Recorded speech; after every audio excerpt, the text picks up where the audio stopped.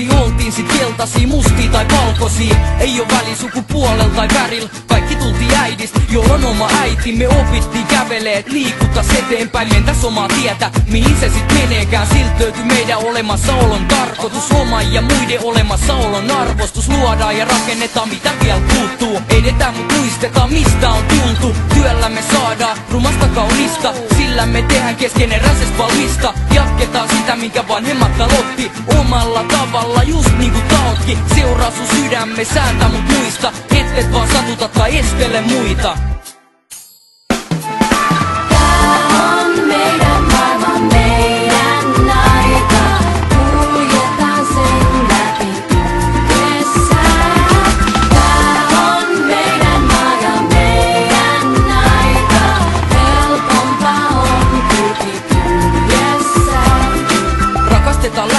Kunnioitetaan, jopa vastustajia hävitään tai voitetaan. Eikä tehdä mitään sellaista kenellekään, mitä ei haluta, et itellemme tehdään. Mietitään rauhassa mitä elämältä halutaan, ettei joutus katumaan, ei emme tätä halukaan. Punnitaan tekoja, katsellaan maailmaa, kelataan miten voitais saada jotain aikaa. Vaikkei pahuutta pois maailmasta saiskaan, oma ympäristö voi vaikuttaa aina. Jokainen voi tehdä jotain merkittävää, olla illalla ylpeä siitä mitä teki tänään. Et kai se nauti jos satutat toista, helpota asioita, laula tai soita. Muista iloita ja auta lähimmäistä, niin paljon helpompaa kun kekäsi käin täällä.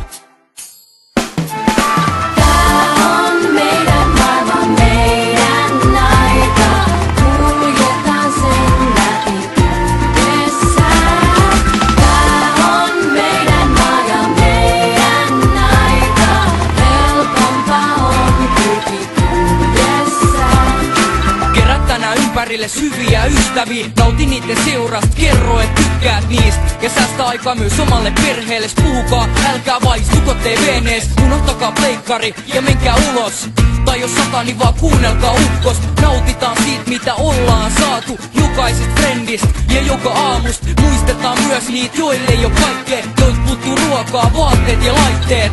Ollaan valmiina tarjoamaan apua keräysten kautta tai ihan vaan kaduilla. Kaikki joit rakastat, pidä ne lähelläs. Kerro et välitä ja pidä niitä kädestä. Tee mitä vaan, kunhan sillä on merkitys, usko ihmisiin ja kaikki messiin nyt.